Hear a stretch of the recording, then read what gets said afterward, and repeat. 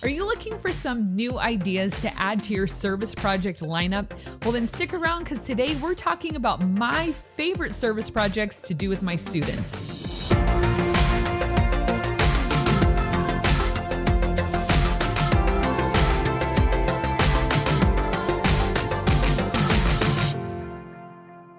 Welcome. We appreciate you guys being here for another episode of the Ministry Coach Podcast, where we bring you weekly tips and tactics to help you fast track the growth and health of your youth ministry. My name is Jeff Lascola, and with me is my Valentine.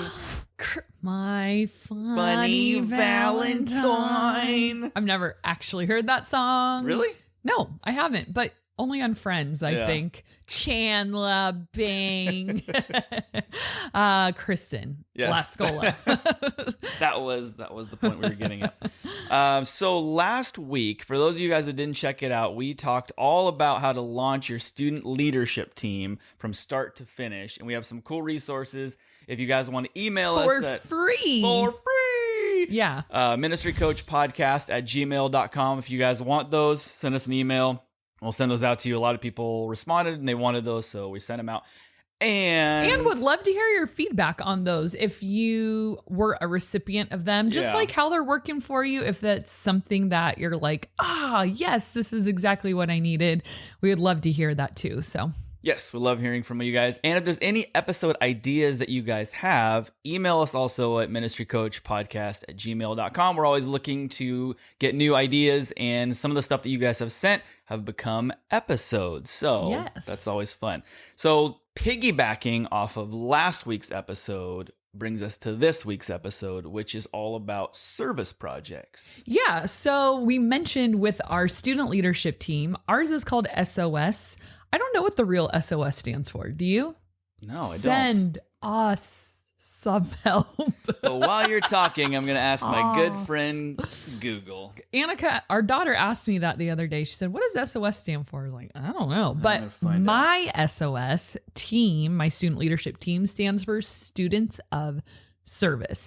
So if you were one of the people that asked for our documents that we use for student leadership, you would have found them to be heavy on the jobs. So we give students a job within the church, and then we also stress the importance of serving outside the church. What does it stand for? It looks like it's for Morse code or something. Oh, that does sound kind of familiar. Looks like a long explanation. I don't know if I want to go into it. No, that sounds familiar. Something about Morse code. Anyways, so yeah, if you asked for those documents last week, we gave you lots of examples of jobs that students can choose. We always let them choose their own job. They give a first and second choice. And then now we're going to give you some ideas for service options outside of the church. And there are probably endless service options, service project options. And that kind of is based off of where you're at too. What maybe some of the... Yeah, like what you have available, what kind of places are around you. I'm going to tell you a list of my favorite ones that I've done. And even if you can't replicate them exactly, don't just be like, oh, well, we don't have that around us. Can't do it. But like what... Yeah, what's with the attitude, you guys? Come on. Shut up. Don't be like that.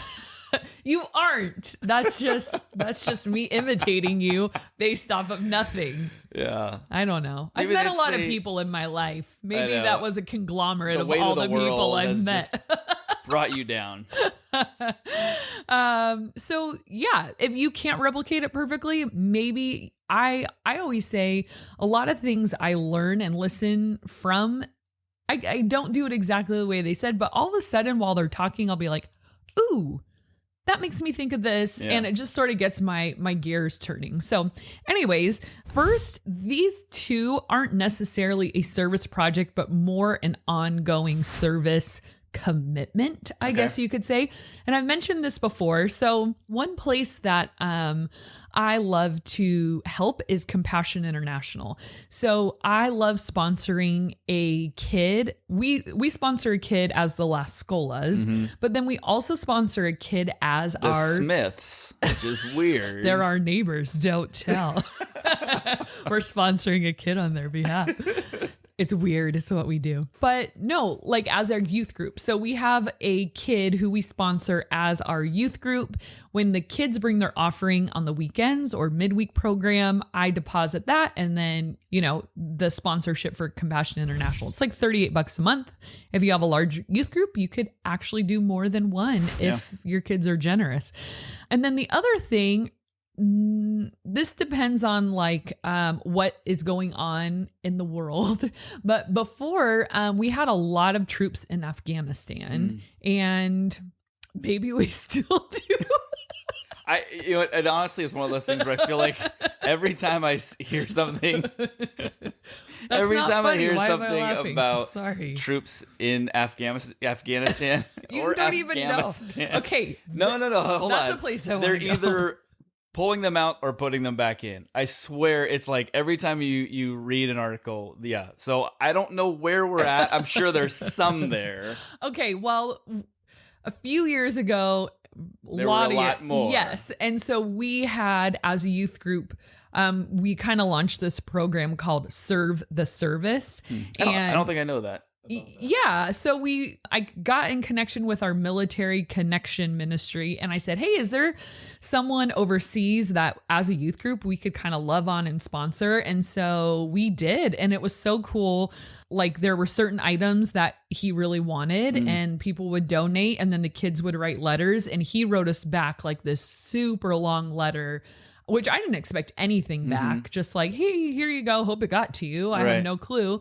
But he wrote back this letter, just like profusely thanking us, like just so touched and honored. And it was a really cool thing for the kids to look forward to. So is it one soldier? We did one, but I didn't know if it was this was a long, long time ago. We're really small, but I mean, you could do lots, but so these are like, is that a service project? Yes and no. It's more of like an ongoing support sponsorship thing. Like Compassion International, the kids write you letters.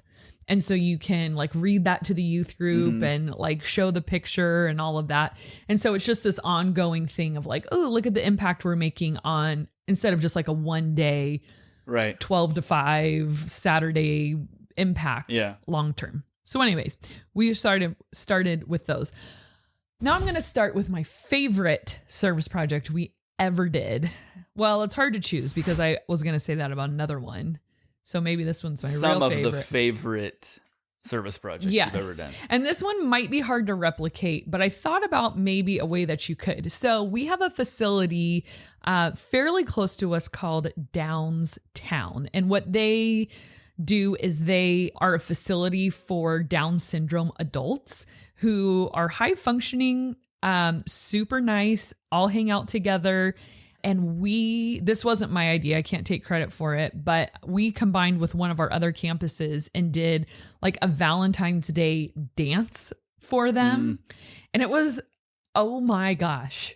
It was one of my favorite nights of my life because we decorated the junior high room with like a photo booth and we had food and like, DJ, maybe it was just someone on Spotify. Right. I don't really know.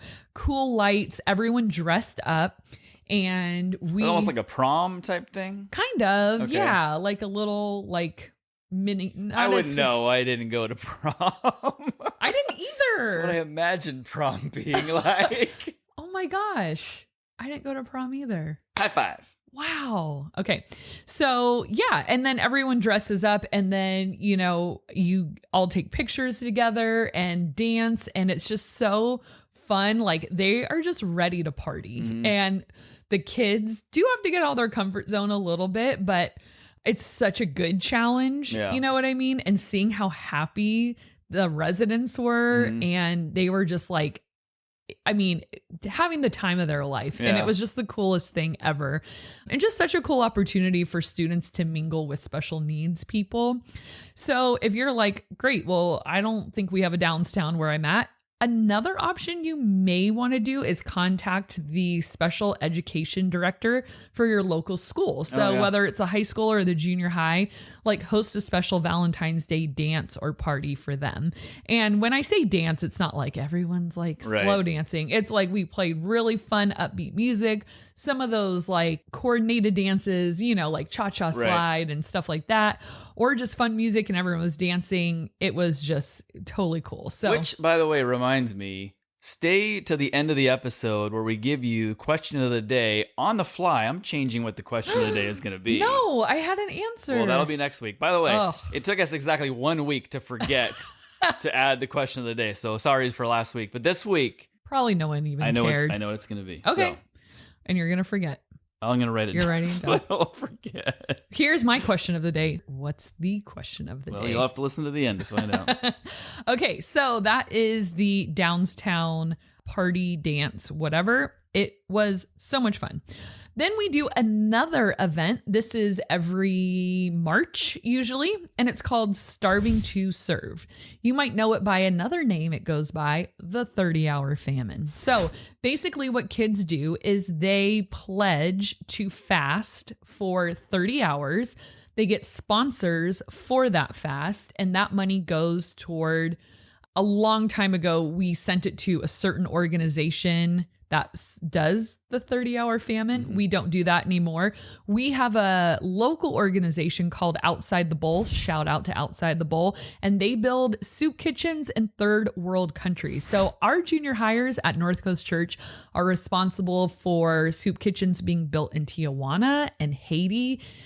I mean, it's incredible. Like, it's not just like, yay, we raised a few bucks. Like, I think our record is over $100,000. Yeah, I was just saying, I remember at least one year it was 90,000 that they had raised. So I wouldn't doubt it was over 100. Yeah, so. It was like one something, like low 100s, but we'd raise $100,000.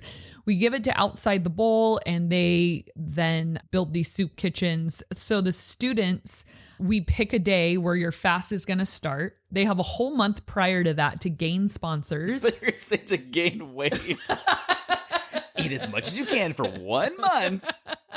Because those 24 hours are going to be so tough. And you want your body to have stored up nutrients. Like a food camel. Well, most kids haven't fasted before, so it's actually really hard for them. So as an adult, it's hard. You have those medical procedures where they're like, don't eat for 6 hours prior. And you're like, no. Sometimes I do it with them. Sometimes I don't. And when I don't, and they ask me, I'm like, guys, I'm running the event. I have to be on my game. I can't be cranky like you. So we make it super fun. So they have a whole month to gain sponsors. And then we pick a day. It's a Thursday where they come do an event called the Last Supper. And we do like a barbecue, play dodgeball, whatever. And then at 6 o'clock, we like, hurry guys. Like we do this countdown. Everyone eats as much as they can. At 6 o'clock, the fast starts. Then they go to school Friday, the next day. Then 6 p.m., they meet us back at the church, and we do this big blowout overnight event where we break our fast at midnight. We have this big feast, and we play lots of games. We have an air band competition. We do worship, and then the kids go to sleep and then get picked up the next morning. That is They do eat that night, though. Yeah, they break their fast at midnight. So that would, like Friday midnight, that would have been 30 hours exactly. And then after we eat, we go to bed. We always recognize the top fundraisers, all of that. If you send us an email to the Ministry Coach Ministry Coach Podcast. That is our name of our podcast, isn't it? The email address. Yes, ministrycoachpodcast@gmail.com. @gmail.com.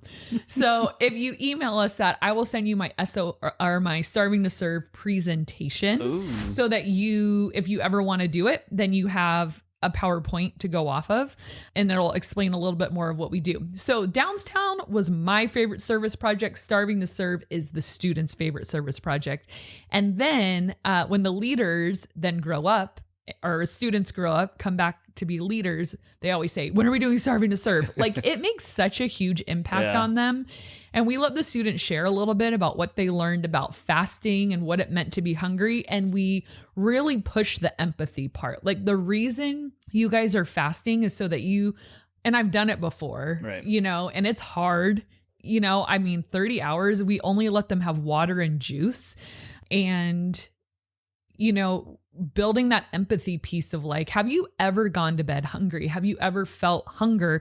I said, and this is like nothing compared, and food is coming, But imagine being this hungry and wondering when the next time you're going to eat is. It's just like super impactful for students. So you mentioned that they get sponsors. So talk a little bit about that. How would a kid, in a youth ministry get a sponsor? What does that mean? What does that look like? So they can ask people at church. They can ask their leaders. They ask me. And I always give to the first few kids that ask. That's one way that I contribute to the event, especially if I'm not going to fast with them, is I give them a lot of money. Some of them go to local businesses and ask. Some of them write letters or an email and just wait for the checks to come in. Yeah. Some will have a corporation do a match, mostly if their dad owns that corporation, which is awesome, but doesn't hurt. Yeah.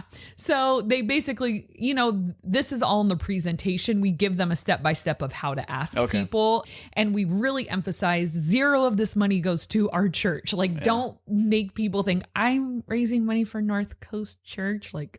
No, none of it comes to us. Make sure they know this is going to World Hunger Initiative. So the kids love it and are really transformed by it. Another one of my favorite service projects is we're about 30 minutes outside of downtown San Diego. Yeah. And a little bit further than 40. Let's say 37. 41 minutes outside of San Diego City. And so we have a big homeless population down there. So what we like to do is on a Saturday morning, all of my leadership kids will meet at the church and we will just make crates and crates full of lunches. We'll do peanut butter and jelly, turkey with a granola bar, water bottle, cookies. I don't know.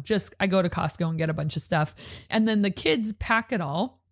And then we load up and we drive down to San Diego. We park. There's this one particular street down in San Diego where there's a lot of homeless people, and we park the cars. We bring out the lunches, and my students go up to homeless people and hand them bags of food. And depending on the person, some of them want to talk, and some of them, we've met people who are newly homeless and maybe their family doesn't even know they're homeless. And this lady once, she was just crying, and the students got to see me pray for her. And so they get a little weird. The students kind of freeze in these situations, but I again love the my favorite aspect of a service project is how uncomfortable does it make you? Because these are just not for the sake of being uncomfortable, but these are good exercises for students to realize you're only 12, 13, maybe 11.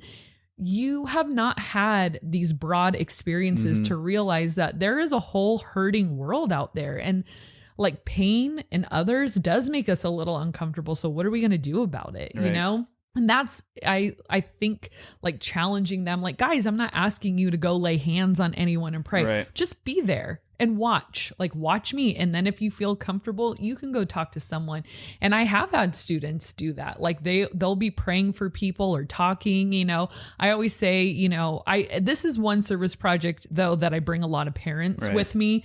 And there's some dads in particular. I call them my army of dads because they're awesome and they come to everything and they're very supportive and just, responsible and keep the kids gather them all up. So bring a lot of parents with you. So if kids kind of have to spread out, there's plenty of adults. We've never had anything weird happen. During the daytime. Absolutely. During the daytime. And these homeless people, just watching children come, they just are so encouraging to them. They'll just be like, oh, thank you guys so much. This is awesome. You guys gave up your Saturday to come down here. And, the kids are just like, oh, I'm doing something, and then we've had kids on the way home cry. Yeah. And then we've just asked them hey, tell us a little bit, what are you feeling? And they just are I had no clue. Some of the homeless people have children with them, which makes a huge impact on them as well. So wherever your nearest city is, if you feel safe to go down during the day with students, and a lot of parents, this one is truly impactful. And for me too, I used to see the same homeless lady every time we would go. And every time she would see me, she'd be like, hey, I'm like, Candace, yes. And like, we would have this like big reunion and like we would chat, and it was just like, we built relationships and it was really awesome. There used to be a church down in San Diego too that did a homeless ministry where they would serve a meal inside their church for the homeless, and then let them come through and pick out socks and clothes and blankets that were donated. So you might want to do a little investigating. If there's a church like in your downtown urban area that's already doing something, just partner with them, because it was so awesome. Like, we're showing up, you know, and we're here to help and serve and all of that. But we didn't have to do any of the legwork and the organizational piece of it. We just came. So I loved serving the homeless. And then another one that forces kids to get outside of their comfort zone a little bit is serving the elderly. So, you know, I would just make phone calls to our local nursing homes and ask if we could host a game of bingo, which, you want to know the funniest thing? You got super competitive and got kicked out of it. No, they told me just the opposite, Jeff, that she goes, no, we can't play bingo anymore. And I'm like, why? Because they're too competitive? Yes. She said, that's where you're going to be one day. I know. She's like, the residents just get too competitive and it just gets really intense. And, you know, we've just had some problems with the bingo. Wow. I'm like, whoa, like, I want to see this in action. Like, can we please just do it one more time? So if they'll let you do bingo, do bingo. Sometimes there's art instructors, like local ones, that will come and help them do like a simple art piece. I've talked to some of those people. Or you could plan a craft, something very easy. Like that people in those facilities just get very frustrated if they can't do it, and they just like get cranky and give up. So plan something easy. If it's near a holiday, even better, like make Valentine's or something like that. Another thing I've done for the elderly is if you have a rockin' worship team, like you have a girl or a guy who sings great, maybe kids who play the guitar or whatever, maybe don't bring a drum kit, but like if like there's usually a social hour at those facilities, and have your kids who can sing and play acoustic or something just come in and do a few songs, not necessarily worship unless you clear it with the facility and they're like, please, we would love worship, or just do some covers, you know, like Jitterbug or something. Preferably clean lyrics, but you know. So yeah, that's really fun. It causes kids to get outside their comfort zone. You will notice the palatable tension and uncomfortability with them, but like we said, all the better, right? Residents love it too. Yes, just being able to, they do. Sometimes they don't have a lot of people that they may see, like maybe they don't have any family or things like that, but they definitely don't see a lot of kids. Sure. And I think it really brightens their day to be able to see, you know, kids come in there and talk to them. Yeah. You know, in all of this, just get ready for the awkward. Yeah. Just embrace the awkward. It's gonna come. Even as an adult, sometimes in the elderly homes, it's like, why does this person hate me so much? You know, just get ready for the awkward. And then I've had conversations with some of the older people and I'm like, you're precious. Yeah. I want to come here every day to see you. You know, you're the sweetest thing ever. So never know, but that's serving, right? It's not about us. Okay. And the last one, this is more of like manual labor, which if you work with high schoolers, awesome. If you work with junior hires, be careful. So manual labor, we have a facility near us called Reins. It's a therapeutic horsemanship program designed for autistic kids. They ride horses as a form of therapy. So because they're such an awesome organization, we often offer, is there anything you need cleaned up, painted, fixed, whatever around here, because they're a nonprofit. And so most of the time, yes, junior high, let's not paint, but let's do everything else. High school, go for it, whatever. So obviously that's a very unique organization, but maybe it'll make you think of a local organization you have that is a nonprofit that's doing some really good things for a certain group of people, and they just need some help. Like, pull some weeds, plant some new plants. If they need some heavy construction, you might be able to pull that off. Right. If you get your senior pastor on board and find people in your congregation that are contractors and willing to donate services or materials, you could probably pull off something pretty cool. And we do that as a whole church right. for something we call the weekend of service. And that's when we cancel church altogether and instead serve all of North County, San Diego, where we are, by doing different service projects, Boys and Girls Club, Reigns, the place I just There's mentioned. been some big projects that they've taken over and done, and like construction, like just crazy stuff. And it's amazing when you just ask, like, hey, here's something we want to do. And actually, some of the money we raise for Starving to Serve goes towards the weekend of service also. So most of it goes to Outside the Bowl, which I mentioned. The other part goes to the weekend of service. So if your church, we weren't even going to talk about this tonight, but if your church doesn't do a weekend of service, that's actually a really cool way to make a very big impact on your community and let your community know, like, we are here to serve, not just have you guys come in our doors, but we're going out of our doors. And that's the whole point, is like literally church is completely canceled for a whole weekend, and all of the life groups sign up to be in a different service project. And each project has a project manager, and that project manager is responsible for getting all the resources and, different people who have skills. And so, leading up to it, we ask people like, hey, this project needs this kind of skill, or this kind of project needs these materials, and materials start to come in. People donate their time and their talents and all of that stuff. And then that weekend we all go out and do it, and it's awesome. Yeah. So yeah, that's something that would be hard to just pull off as a youth group. It's like takes our whole entire church and staff to make that happen. So yeah, if you don't already do a weekend of service, maybe a great idea to pitch at your next staff meeting, and your senior pastor will say, that's such a great idea. You are brilliant. Like I said, there's probably a whole bucket of stuff that's like, whoa, how come you didn't mention this or this or this?